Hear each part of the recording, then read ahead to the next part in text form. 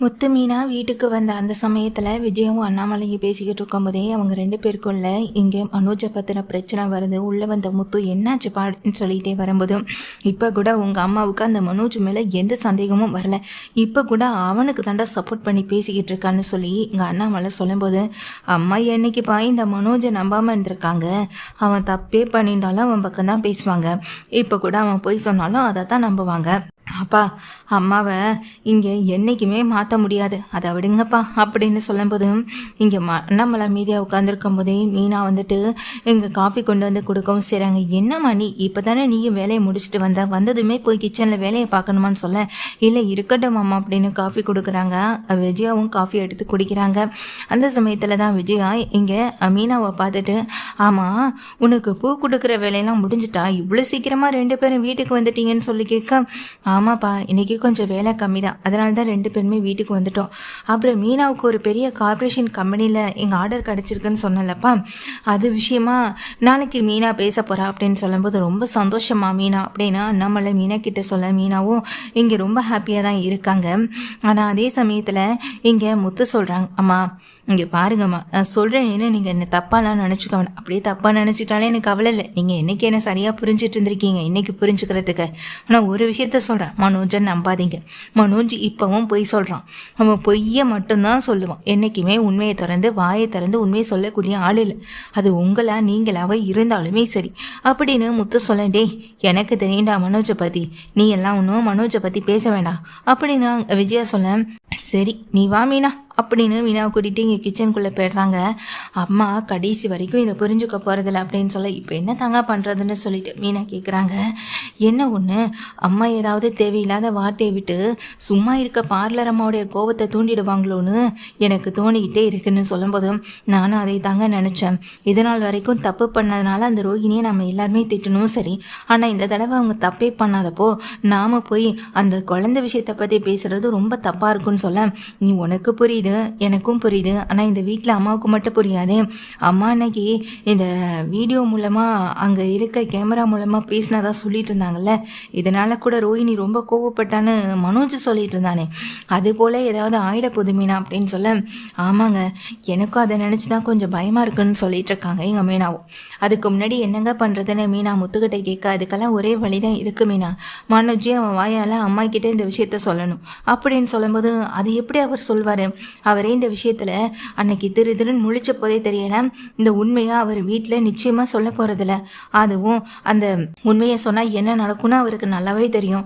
அப்படி இருக்கும்போது எப்படி அவர் அத்தைக்கிட்ட இந்த உண்மையை சொல்வார் நீங்கள் நினைக்கிறீங்கன்னு சொல்ல, அவன் சொல்ல மாட்டான் மீனா, ஆனால் அவனை நம்ம எப்படியாவது சொல்ல வைக்கணுமே அப்படின்னு சொல்லிட்டு எங்கள் முத்து சொல்லும்போது, அதுக்கு தான் மீனா ஒரு ஐடியா பண்ணியிருக்குன்னு சொல்கிறாங்க. என்ன ஐடியான்னு சொல்லி கேட்க, நான் ரவி மனோஜ் 3 பேரும் இன்னைக்கு மொட்டை மாடியில் ஒரு சின்ன பாட்டியை வச்சு அவன் வாயிலேருந்து உண்மையை கறக்கலான்னு இருக்கு அப்படின்னு சொல்லும்போது, இது சரியா வருமா, அதுக்காக இந்த பாட்டியெல்லாம் ரொம்ப அவசியமா அப்படின்னு சொல்லிட்டு கேட்கவும் செய்கிறாங்க. பின்ன இந்த பாட்டி மூலமாக எப்படியாவது அவன் வாயிலேருந்து உண்மையை கறந்து அதை வீடியோவை எடுத்து அம்மா கிட்ட போட்டு கட்டினா அம்மா அதுக்கப்புறம் நம்புவாங்கள்ல அப்படின்னு முத்து சொல்லும்போது, நீங்கள் சொல்கிறதெல்லாம் சரிதான், ஆனால் அதுக்காக பாட்டியெல்லாம் அவசியமானு எனக்கு தோணுதுன்னு அங்கே மீனா சொல்கிறாங்க.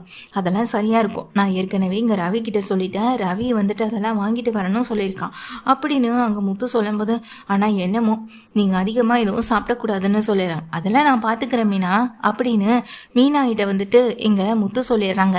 அன்னைக்கு நைட்டு மனோஜும் வந்துடுறாரு. முத்துவும் ரவியுமே மனோஜை கூட்டிகிட்டு மேலே மொட்டை மாடிக்கு போகிறாங்க.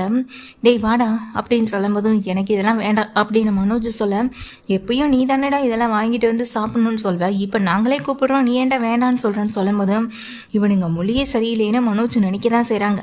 ஆனாலும் இங்கே ரவியும் அங்கே முத்துவும் வந்துட்டு கூப்பிட்றதுனால மனோஜும் போய் உட்காடுறாங்க. கடைசியில் மீனா இங்கே கீழே ரொம்ப நேரம் வெயிட் பண்ணி பார்த்துட்டு, என்ன இவரை இன்னும் ஆளை காணோம் அப்படின்னு சொல்லிக்கிட்டு மேலே மொட்டை மாடிக்கு ரவியும் அதாவது ஸ்ருதியும் மீனாவும் வந்து பார்த்தா 3 பேருமே குடிச்சிட்டு மட்டையாகிருக்காங்க. அங்கே ரவியை வந்து கூப்பிட்டு அடித்து இங்கே தரன்னு கூட்டிகிட்டு போகவும் செய்கிறாங்க ஸ்ருதியும். அதே போல் அங்கே முத்துவை பார்க்குறாங்க. ஏங்க என்னங்க பண்ணிட்டு இருக்கீங்க அப்படின்னு சொல்லிட்டு இங்கே அவரையும் கிளப்பி கூட்டிகிட்டு போகிறாங்க. சரியான போது 2 பேரையும் கிளம்பவே முடியலை. மனோஜ் அப்படியே மொட்டை மாடியிலே படுத்து தூங்கவும் செஞ்சிடறாரு. இங்கே காலையில் கிளம்புனதுக்கு பிறகு மீனா பயங்கரமாக முறைச்சிட்டு நிற்க, ஐயோ மீனா அது அப்படின்னு சொல்லும்போது மண்டையிலே 4 குத்து விட்டு, நான் அதுக்கு தான் அப்போவே சொன்னேன், இந்த பிளான் எல்லாம் உங்களுக்கு செட்டே ஆகாதுன்னு. ஏன்னா அவரை விட நீங்கள் தான் அதிகமாகவே குடிச்சிருப்பீங்க. கடைசியாக அவர்கிட்டேருந்து எந்த உண்மையை நீங்கள் வாங்கியிருக்க போகிறதில்ல, எனக்கு நல்லா தெரியும் அப்படின்னு மீனாவும் சொல்லும்போதும், ஆமாம் மீனா அது அவனும் சாதாரண ஆள் இல்லை மீனா, கடைசி வரைக்கும் அவன் உண்மையை சொல்லலை, நாங்களும் எவ்வளவோ கேட்டு பார்த்தோம் தெரியுமான்னு சொல்லிட்டு இருக்காங்க. அதுக்கிடையில் ரவியும் எங்கள் ஸ்ருதியும் மீனாவுடைய ரூமுக்கு வரேன். இங்கே மீனாவுடைய ரூமுக்கு வந்ததும் நானும் அதை தான் ரவிக்கிட்டேயும் கேட்டேன். ரவியும் இதை தான் சொல்கிறான் அப்படின்னு அங்கே ஸ்ருதியும் சொல்கிறாங்க. இவங்களை நம்பினா எதுவுமே ஆகாது அப்படின்னு அங்கே மீனாவும் ஸ்ருதியும் சொல்ல, நாம தாங்க ஏதாச்சும் ஒரு பிளான் பண்ணணும் அப்படின்னு 2 பேருமே பேசிக்கிட்டு இருக்க. ரவியும் முத்தும் அப்படியே தலை குனிஞ்சு நின்றுட்டு இருக்காங்க. இந்த விஷயத்தில் கூட உங்களால் எதுவுமே பண்ண முடியலை அப்படின்னு நினச்சிக்கிட்டு இங்கே 2 பேருமே அமைதியாக இருக்கும் போது தான் எங்கள் மீனா ஸ்ருதி கிட்ட சொல்கிறாங்க, நீங்கள் தான் ரோஹிணி குரலில் நல்லா பேசுவீங்கல்ல அப்படின்னு சொல்லும்போது, ரோஹிணி குரலில் மட்டும் இல்லை எல்லா குரலையுமே நான் நல்லா பேசுவேன் அப்படின்னு சொல்லிட்டு இருக்காங்க. இந்த விஷயத்த சொன்னதுமே, அப்படின்னா இதை வச்சு நீங்களே பேசலாமே அப்படின்னு சொல்லும்போது, ரோஹிணி மாதிரி நீங்கள் இந்த விஷயத்தில் ஃபோன் பண்ணி அந்த மனோஜ் கிட்ட பேசி பாருங்க அப்படின்னு சொல்லும்போது, கரெக்டு தான் மீனா, சூப்பர் ஐடியா மீனா அப்படின்னு சொல்லிக்கிட்டே இங்கே ரூமில் இருந்து கால் பண்ணவும் செய்கிறாங்க. அதான் மனோஜ் எங்கே அப்படின்னு முத்து கேட்குறாங்க. அவர் ஷோரூமுக்கு போயிட்டார் அப்படின்னு சொல்லும்போது, அப்போ ஓகே இது சரியாக தான் இருக்கும், நீங்கள் கால் பண்ணுங்க அப்படின்னு சொல்லும்போது, மீனா சொன்னது போல் எங்கள் ஸ்ருதி தன்னோட இன்னும் நம்பர்லேருந்து மனோஜுக்கு கால் பண்ணுறாங்க. ஹலோ நான் தான் ரோஹிணி பேசுகிறேன் அப்படின்னு சொல்லும்போது, என்ன வேணும் இப்போ உனக்கு அப்படின்னு அங்கே மனோஜ் கேட்குறாங்க. என்ன மனோஜ் எதுவும் தெரியாத மாதிரி பேசுகிறேன், என்ன வேணும்னு இவ்வளோ சாதாரணமாக கேட்குறேன் அப்படின்னு அங்கே ஸ்ருதி ரோஹிணி குரலில் சொல்ல, வேறு என்ன பண்ண சொல்கிறேனே அப்படின்னு கேட்குறாங்க. நமக்குள்ளே எல்லாமே முடிஞ்சிருச்சுன்னு மட்டும் நினைக்காத மனோஜ், நீயும் நானும் இன்னைக்கு ஒரு குழந்தைக்கு அம்மா அப்பாவும் ஆக போகிறோம். இதுக்கு மேலே நான் உன்னை பிரியறதுன்றது நடக்காத ஒரு விஷயம். நான் உங்ககிட்ட ஏற்கனவே சொன்னதான் அப்படின்னு சொல்ல, அதான் என்கிட்ட நீ எல்லாம் ஏற்கனவே சொல்லிட்டே, இதுக்கு மேலே மறைக்கிறதுக்கு என்ன இருக்குது அப்படின்னு சொல்கிறாங்க. நீ எப்போ தான் இந்த விஷயத்தை பற்றி வீட்டில் இருக்க எல்லார்கிட்டையும் சொல்ல போகிற? முக்கியமாக நான் உனக்கு டிவோர்ஸ் கொடுத்துட்டேன்னா அப்புறம் என் வயிற்றில் விளையாடுற குழந்தைக்கு யார் அப்பான்ற கேள்வி எல்லாருக்கும் வரும். இங்கே பாரு மனோஜ், என்னால் திரும்பவும் கஷ்டப்பட்டு அவமானப்பட்டலாம் நிற்க முடியாது, அதை முதல்ல நீ புரிஞ்சுக்கோன்னு சொல்ல, நான் தான் எனக்கு டைம் கொடு அப்படின்னு சொல்லியிருக்கல இந்த விஷயத்தை பற்றி வீட்டில் அம்மா கிட்டேலாம் சொல்கிறதுக்கு அப்படின்னு சொல்ல, உங்கள் அம்மா கிட்ட நீ எப்போ சொல்லுவேன், இது ஏன் குழந்தை தானே நீ உன் வாயால் எப்போ சொல்லுவ மனோஜ் அப்படின்னு கேட்குறாங்க. டைம் கொடு ரோஹிணி, நிச்சயமாக நான் சொல்கிறேன் அப்படின்னு அங்கே மனோஜ் சொல்ல, அதை கேட்டு அப்படியே இங்கே 4 பேரும் ஷாக் ஆகுறாங்க. அது மட்டும் இல்லை, ஆட்டோமேட்டிக்காக அவங்களுடைய ஃபோனில் எல்லாமே ரெக்கார்ட் ஆகிட்டுருக்கு. இந்த ஃபோனில் இந்த பேசினது எல்லாமே ரெக்கார்ட் பண்ணிக்கிட்டு இங்கே நேராக ஹாலுக்கு வராங்க. அண்ட் இவங்ககிட்ட ஒரு முக்கியமான விஷயத்தை பற்றி பேசணும்னு சொல்லும்போது, என்ன ஸ்ருதி என்ன விஷயம் அப்படின்னு கேட்குறாங்க. என்ன 4 பேர் ஒன்றா வந்திருக்கீங்க அப்படின்னு அங்கே அண்ணா அந்த விஜயா கேட்கும்போது, அதுக்கு விஜயாகிட்ட இங்கே ஸ்ருதியும் சொல்கிறாங்க, எல்லாம் மனோஜை பற்றி தான் சொல்லும்போது, எனக்கு அப்போவே தெரியும் நீங்கள் 4 பேரும் ஒன்றா வரதை பார்க்கும்போதே நான் நினச்சேன், மனோஜை பற்றி நீங்கள் யாரும் இந்த வீட்டில் யோசனை பண்ணாமல் இருக்க மாட்டீங்களே அப்படின்னு அங்கே விஜயா சொல்லும்போது, எல்லாம் நல்லதுக்காக தானே இருக்கும் விஜயான்னு அண்ணாமலை சொல்லிட்டு இருக்கும்போது, ஆமாம் அக்கால், இன்றைக்கி ஒரு முக்கியமான விஷயத்த நாங்கள் கண்டுபிடிச்சிருக்கோம், நீங்களே கேளுங்கன்னு தான் ஃபோனில் இருக்க ஆடியோ ரெக்கார்டை எடுத்து போட்டு காட்டவும் செய்கிறாங்க. இதை கேட்ட விஜயாவுக்கு பயங்கர ஷாக். ஆனால் நம்பவே இல்லை. என்ன ஸ்ருதி, இந்த முத்துவும் மீனாவும் சொல்லி நீயே எங்கள் ரோஹிணி குரல்லையும் மனோஜ் குரல்லையும் பேசி இப்படிப்பட்ட ஒரு விஷயத்தை ரெக்கார்ட் பண்ணி என்கிட்ட கொண்டு போட்டு காட்டிட்டா நான் என் பிள்ளை மனோஜ் மேலே சந்தேகப்பட்டுருவேன் நினைக்கிறீங்கன்னு அங்கே விஜயா சொல்ல, ஆண்டி இப்போ கூட மனோஜ் தான் பேசினாருன்றதை உங்களால் நம்பவே முடியலை அப்படின்னு கேட்குறாங்க. நான் என்னால் நம்ப முடியாது. என்னால் எப்படி நம்ப முடியும்? அதுவும் மனோஜ் தப்பு பண்ணியிருக்க வாய்ப்பே இல்லை. அவன் என்கிட்ட உண்மைதான் சொல்வான், பொய்யே சொல்ல மாட்டான் அப்படின்னு சொல்ல, இந்த குருட்டுத்தனமானவன் இந்த நம்பிக்கையானது அவன் இன்னும் தப்பு பண்ணிக்கிட்டே இருக்காமா. அது உங்களுக்கு எப்போ தான் புரிய போகுதோ? இவ்வளோ பெரிய விஷயத்த நாங்கள் கண்டுபிடிச்சி உங்ககிட்ட சொன்னாலும் ஆனால் அப்போவும் அதை நீங்கள் நம்ப மாட்டேன்னு சொல்கிறீங்க பார்த்தீங்களா? அவன் மேலே வச்சுருக்க நம்பிக்கை இன்னும் என்னென்ன பாவத்தை எல்லாம் உங்களை செய்ய வைக்க போகுதோ எங்களுக்கு தெரியலைன்னு முத்து சொல்கிறாங்க. அம்மா, இதுக்கு மேலே எங்களால் உங்ககிட்ட ஆதாரத்தெல்லாம் காட்டுறதுக்கு நாங்கள் இனிமேல் முயற்சி பண்ண முடியாது. இனி நீங்கள் நம்பினா நம்புங்க, நம்பலைன்னா போங்க அப்படின்னு சொல்லும்போது தான் ஸ்ருதி சொல்கிறாங்க, ஆண்டி நீங்கள் தான் மனோஜுடைய ஷோரூமில் நடக்கிறது எல்லாத்தையுமே இங்கே அவங்க கேமரா மூலமாக பார்க்கலாம்லன்னு சொல்லும்போது பார்க்கலாமேன்னு அங்கே விஜயா சொல்கிறாங்க. அப்போது கொஞ்சம் நேரத்துக்கு முன்னாடி மனோஜ் ஃபோனில் பேசினது அங்கே ரெக்கார்டாக இருக்குல்ல, அப்போ அதை பார்த்தா நீங்கள் நம்புவீங்கள்ல, அப்போ அது யார் பேசினாங்கன்றது உங்களுக்கு நல்லா தெரியும்லன்னு சொல்ல, கரெக்டு பலகுரல் சூப்பராக சொன்னேன் அப்படின்னு அங்கே முத்து சொல்கிறாங்க. மீனாவும் முத்துவும் ஒருத்தர் மாற்றி ஒருத்தர் பார்த்துக்கிட்டு இருக்க அந்த சமயத்தில் தான் இங்கே அங்கே நின்றுக்கிட்டு இருக்க விஜயா வந்துட்டு அந்த ஃபோனை எடுத்து இங்கே ஸ்ருதி கிட்ட கொடுக்க, ஸ்ருதி, ரவி, முத்து, மீனா, அண்ணாமலை, விஜயன் எல்லாருமே பார்க்குறாங்க. அங்கே மனோஜ் ஃபோனில் பேசினது எல்லாமே இங்கே ஃபோனில் பேசியிருக்க ரெக்கார்டாக இருக்க விஷயம் தான் அப்படின்றத கன்ஃபார்ம் பண்ணிடுறாங்க. அண்ட் இதுக்கு மேலே உங்களுக்கு வேறு ஏதாவது ஆதாரம் வேணுமா என்ன? இந்த ஒரு ஆதாரம் பார்த்தாதா உங்கள் பிள்ளை மனோஜ் வாயிலேருந்தே உண்மை வெளிவந்திருக்குன்னு? இதுக்கு மேலே நீங்கள் வேறு என்ன ஆண்டி பண்ண போகிறீங்க? மனோஜ் பண்ணியிருக்கிறது எவ்வளோ பெரிய தப்பு தெரியுமா? வீட்டில் யார்கிட்டையும் இந்த விஷயத்த சொல்லாமல் மறைக்கிறது என்ன, ஏமாத்துறது, தான் இந்த விஷயத்துக்கு பொறுப்பேற்றுக்க முடியாதுன்னு நினச்சிட்டு நிற்கிறது. ஆனால் இன்னொரு பக்கம் ரோஹிணி தன் குழந்தையோட தன் வாழ்க்கைக்காக போராடிக்கிட்டு இருக்காதுன்னு. என்ன ஆண்டி இதெல்லாம் அப்படின்னு அங்கே ஸ்ருதியும் சொல்ல, எங்கள் விஜயாவுக்கு பயங்கர கோவம் வருது. மனோஜ் இன்னைக்கு வரட்டும், அவனுக்கு இருக்குன்னு சொல்லிட்டு பயங்கர கோவத்தில் எங்கள் விஜயாவும் இருக்காங்க. அப்போ தான் நம்மளை சொல்கிறாங்க, உனக்கு இந்த அதிர்ச்சியெல்லாம் ரொம்ப பெரிய விஷயந்தான் விஜயா. ஏன்னா நீ அவனை ரொம்ப நம்புறல்ல, அப்போ இதெல்லாம் நீ ஏற்றுக்கிட்டு தான் ஆகணும். ஆனால் நாங்கள் யாருமே அவனை நம்பலை. இது எல்லாத்துக்கும் காரணம் அவனை தான் இருக்குன்னு எங்களுக்கு நல்லாவே தெரியும். நீ எப்போதுமே அவனை நம்பி ஏமாந்துக்கிட்டு இருக்க, ஆனால் நாங்கள் அவனை நம்பவே தயாராக இல்லை. இதுதான் உனக்கும் எங்களுக்கும் இருக்க மிகப்பெரிய வித்தியாசமே. இனிமேலாவது அவன் சொல்கிறது எல்லாத்தையும் கண்ணை மூடிட்டு நம்பாமல் அதில் உண்மை எது பொய் எதுன்னு கண்டுபிடிக்கிறதுக்கான வழியாக பாரு அப்படின்னு அண்ணாமலை விஜயா கிட்ட சொல்ல, விஜயாவுக்கு மண்டைக்கேறின கோவம் இருக்க தான் செய்து. ஆனாலும் என்ன பண்ணுறது, இப்படிப்பட்ட ஒரு தருதலையை பேத்து தொலைச்சிட்டேனே, அதுக்காகாச்சு இவனுக்கு நம்ம சப்போர்ட் பண்ணி தானே நின்னாகணும் அப்படின்னு அங்கே விஜயாவும் நினைக்கிறாங்க. இதுக்கிடையில் இந்த பக்கம் ஒரு பிரச்சனை இதெல்லாம் போயிட்டு இருக்கும் போது தான் முத்து, அதாவது மீனா ரெண்டு பேரும் அந்த கார்ப்பரேஷன் கம்பெனிக்கு போகவும் செய்கிறாங்க. அங்கே மீனாவை பார்த்ததும் மீனா கிட்ட இங்கிலீஷ்லேயும் பேசுகிறாங்க. மீனாவும் முத்துவும் அதுக்கு தங்களால் முடிஞ்ச அளவுக்கு இங்கிலீஷில் அவங்களுக்கு புரிய வைக்க முயற்சி பண்ணவும் செய்கிறாங்க. அந்த பெரிய ஆர்டர் கிடச்சதுனால மீனாவுக்கு ரொம்ப சந்தோஷமாக இருக்குது. அதனால் கையில் ஓரளவு பணம் நிற்கும். நாம் நமக்கான ரூம் கட்டுற வேலையை ஆரம்பிச்சிடலான்னு இங்கே மீனா முத்துக்கிட்ட சொல்லிக்கிட்டே அந்த இடத்துலேருந்து வெளியே வரவும் செய்கிறாங்க. ஆமாம் மீனா, நீ என்னை விட சூப்பராக இங்கிலீஷில் பேசுகிற. அன்றைக்கி நீ பேசினதை நான் பார்க்கல, இன்றைக்கி பார்க்குறப்போ எனக்கு ரொம்ப சந்தோஷமாக இருக்குது. நீ என்னை விட அவ்வளோ அருமையாக பேசுகிற மீனா அப்படின்னு முத்து மீனா கிட்ட சொல்கிறாங்க. அட அந்த அளவுக்கெல்லாம் எதுவும் இல்லைங்க, நான் உங்கள் அளவுக்கு கூட நான் சரியாக பேச மாட்டேன்னு சொல்லும்போது, அட போ மீனா, ஆனால் நீ அருமையாக தான் பேசுகிறேன்னு சொல்லிகிட்டே இருக்கும்போது, ஆமாம் அவர் என்ன டேட்டில் இந்த ஃபங்க்ஷன் நடக்குதுன்னு சொன்னார்னு சொல்லும்போது, இன்னும் ஒரு வாரம் தாங்க இருக்குது, அதுக்குள்ளே நாம் பூவெல்லாம் ரெடி பண்ணணும். அட்வான்ஸ் பண்ணத்தை எனக்கு அனுப்பி விட்டுருக்காரு. நாம் அது மூலமாகவே நாம் இதெல்லாம் செலவுகளையும் பார்த்துக்கலான்னு சொல்ல, சரி நீ எல்லா அக்கா கிட்டேயும் சொல்லிவிடு அப்படின்னு சொல்லிட்டு இருக்காங்க.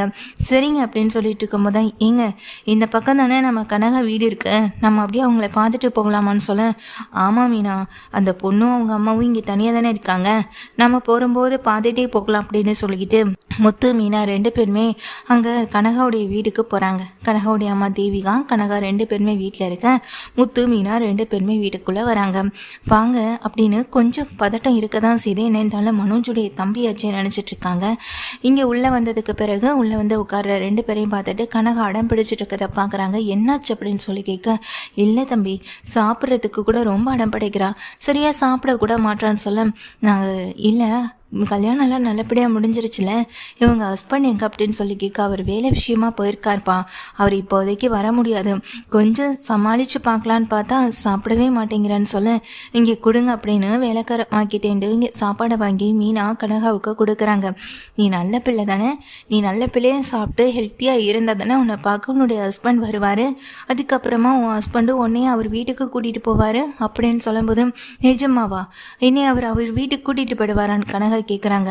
ஆமாம் கனகா, உன்னை நிச்சயமாக கூட்டிகிட்டு போவார், அடம்பிடிக்காமல் சாப்பிட்டீங்கன்னா தான் அவருக்கும் உன்னை பிடிக்கும், நீ நல்ல பிள்ளையாக நடந்துக்கிட்டாதான் அவருக்கு ஒன்று ரொம்ப ரொம்ப பிடிக்கும், உன்னை விட்டு எங்கேயுமே போக மாட்டேன், உன் கூடவே இருப்பேன்னு சொல்வார், நீ இப்படி அடம்பிடிச்சிட்டேன்ட்டனா அவர் எப்படி இந்த வீட்டுக்கு வருவார் அப்படின்னு சொல்லிட்டு இங்கே மீனா சொல்லும்போது அதை கேட்ட கனகாவும் சரின்னு சொல்லிட்டு அதை வந்து கொடுக்கவும் செய்கிறாங்க. சாப்பாடை கொடுத்ததும் அவங்க அதை சாப்பிட செஞ்ச உடனே இதை தேவிகாவுக்கு ரொம்ப பிடிச்சி பிடிச்சிருக்கு, பரவாயில்லையே.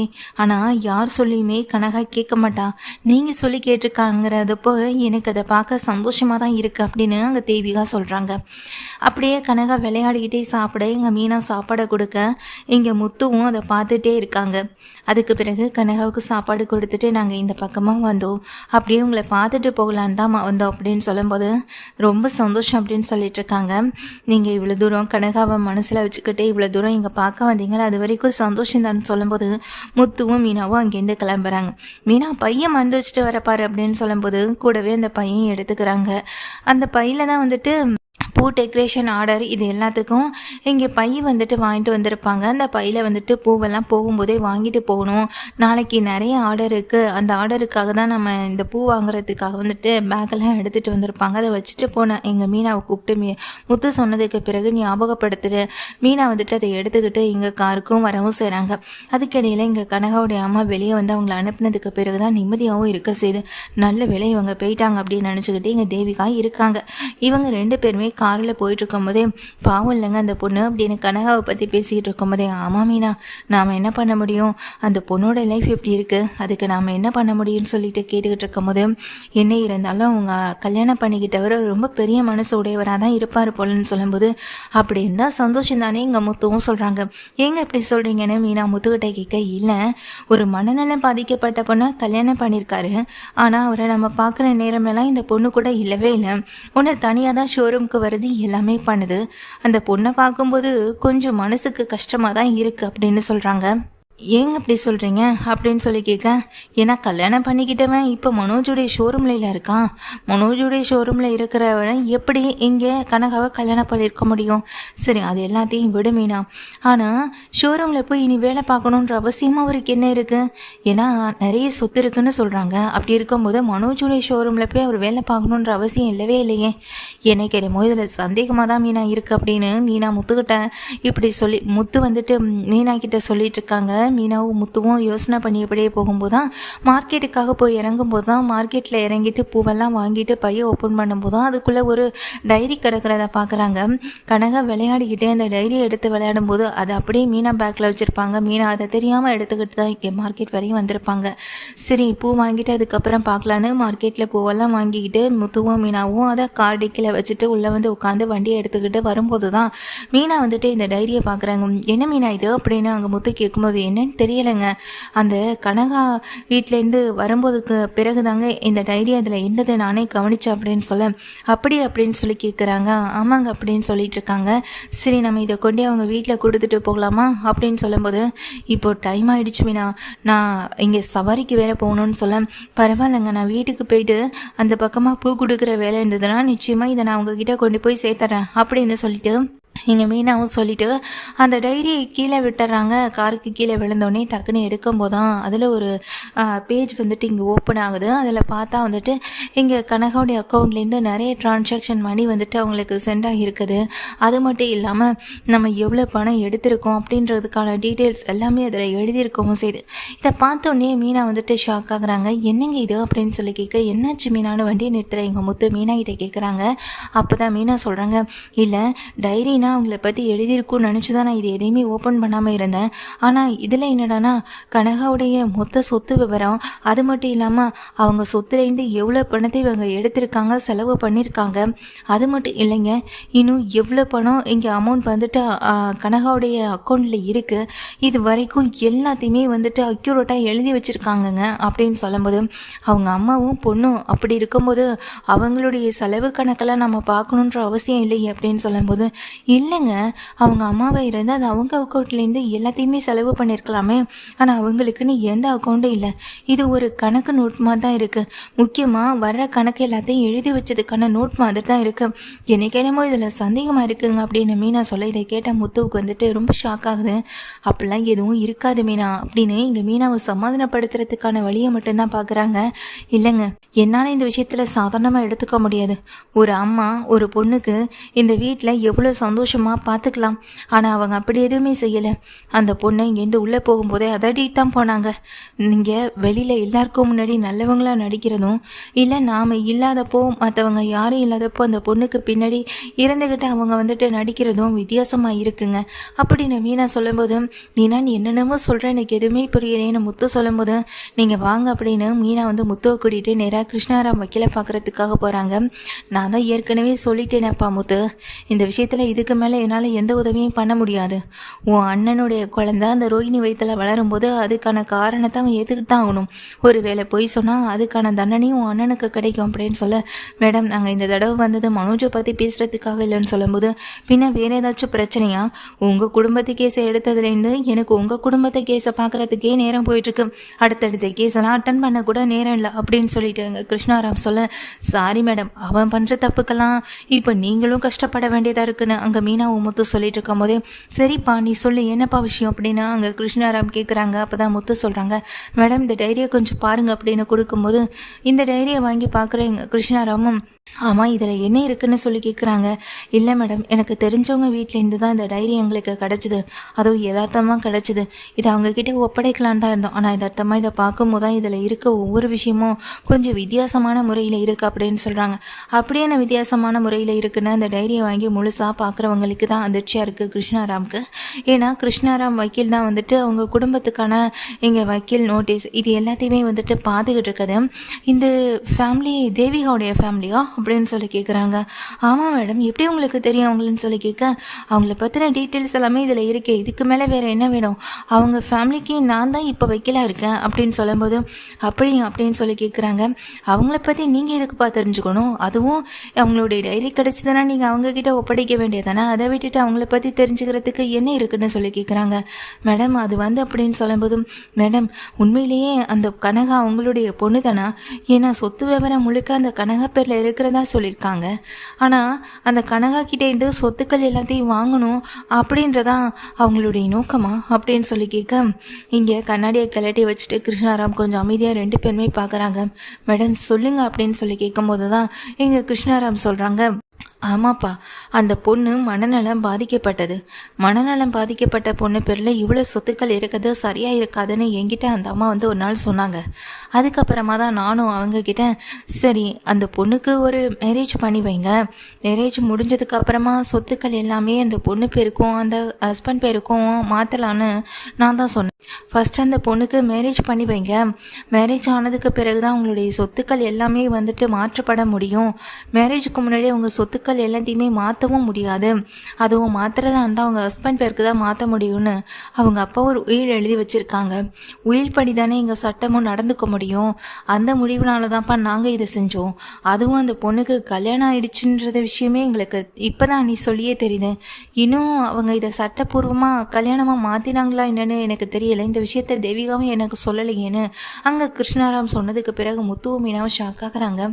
ஏன் மேடம் என்னாச்சு அப்படின்னு சொல்லிட்டு இங்கே முத்துவும் மீனாவும் பார்த்தபடி கிருஷ்ணராம் கிட்டே கேட்குறாங்க. முத்து நீங்கள் ஒரு விஷயம் சொன்னதுக்கு பிறகு தான் எனக்கு புரியவும் செய்யுது அப்படின்னு சொல்லும்போது, என்ன அப்படின்னு சொல்லிட்டு கேட்குறாங்க எங்கள் மீனாவும்.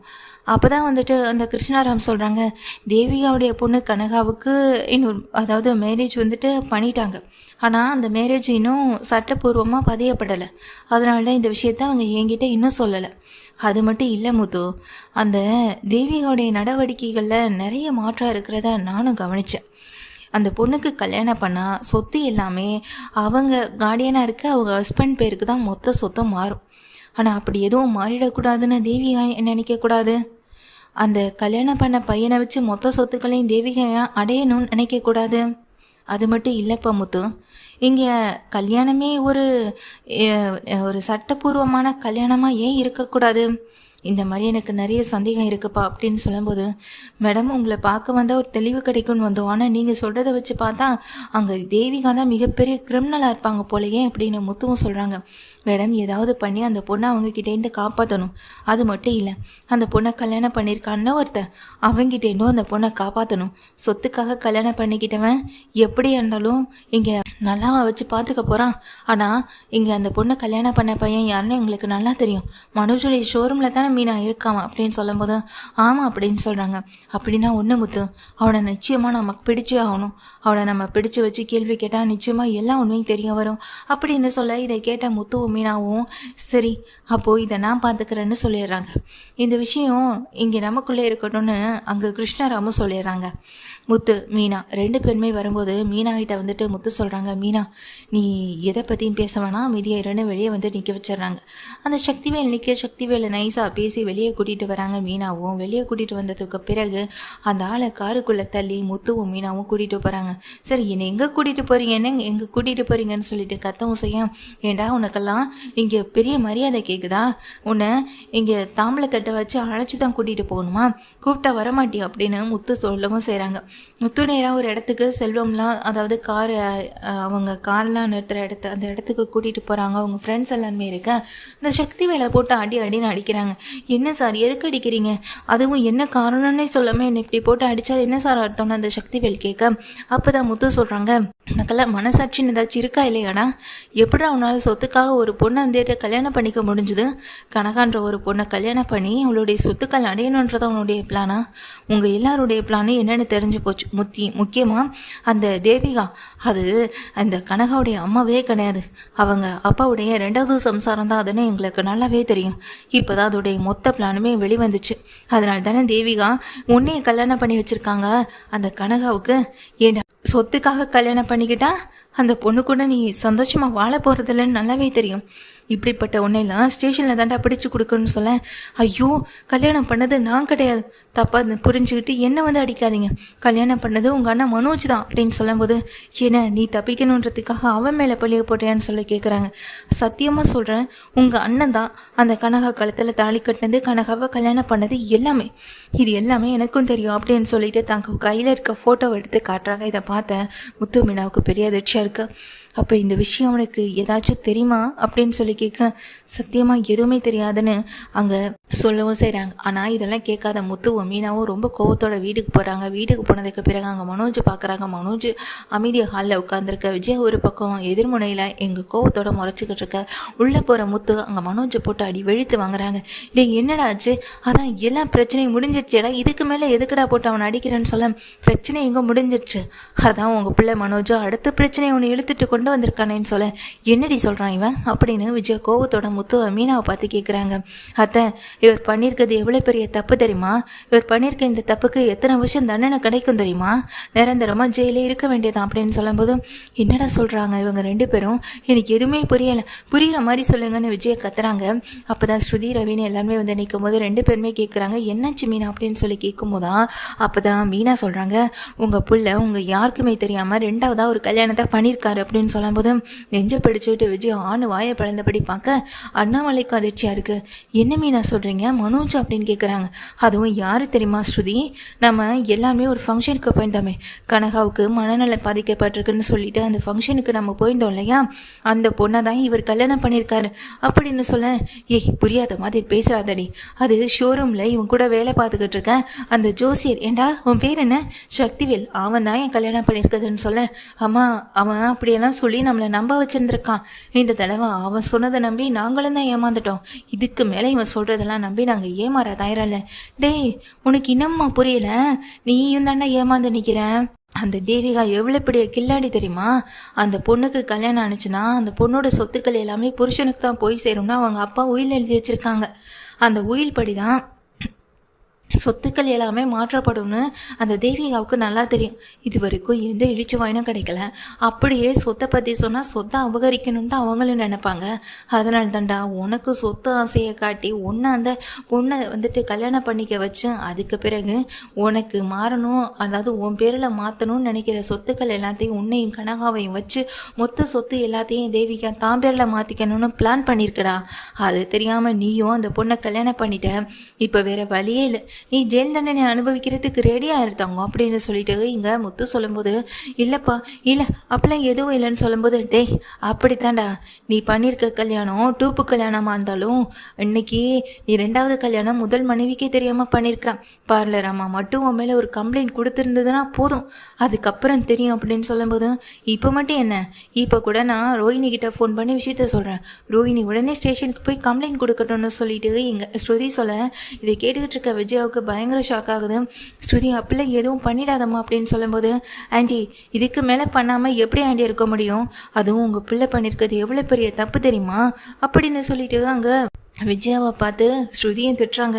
ஏன்டா இப்படி பண்ணனு விஜயா எங்கள் மனோஜை போட்டு அடிக்கவும் செய்ய, விஜயா நீ இப்போ அடித்து உடனே திருந்த போகிற ஆளு உன் பையன் கிடையாது. எப்போ அடித்து எப்படி வளர்த்துருக்கணுமோ அப்போல்லாம் நீ கைவிட்டுட்டேன். இன்றைக்கி இவன் இந்த மாதிரி வந்து நிற்கிறதுக்கு நீ தானே காரணம். இதுக்கு நீயும் சேர்த்து தண்டனை அனுபவிக்கிறனாலும் கூட நான் கவலைப்பட போகிறதில்லன்னு அண்ணாமலை சொல்கிறாங்க. எங்கள் விஜயாவும் மனோஜும் திகைச்சு போய் நிற்கிறாங்க. அடுத்து போலீஸ் நம்மளை அரெஸ்ட் பண்ணிட்டு போயிடுவோமோன்ற ஒரு பயம் அவங்களுக்குள்ளே இருக்க தான் செய்யுது. அதே போல் முத்துவுக்கும் மீனாவுக்கு தெரிய அந்த விஷயத்தை வீட்டில் உடனே சொல்லி அங்கே பெரிய கலவரத்தை உண்டு பண்ணினாலும் மனோஜ் இப்போ நிலை எப்போதுமே திறந்த போகிற ஆள் இல்லைன்றதை அண்ணாமலை புரிஞ்சுக்க தான் செய்கிறாரு. இப்படிப்பட்ட ஒருத்தனுக்கு நிரந்தரமான தண்டனைனா வேலை கையில் காசு இது எதுவுமே இருக்காமல் அவன் பாட்டுக்கு இந்த வீட்டில் இருந்தால் மட்டும்தான் அதோட கஷ்டம் என்னன்னு தெரியும் அப்படின்னு அண்ணாமலை நினைக்கிறாரு. அடுத்ததான் அவர் எடுக்க போகிற எங்கள் முடிவுமே இங்கே பெரிய ஒரு மாற்றத்தை கொடுக்கும்னு நம்பலாம்.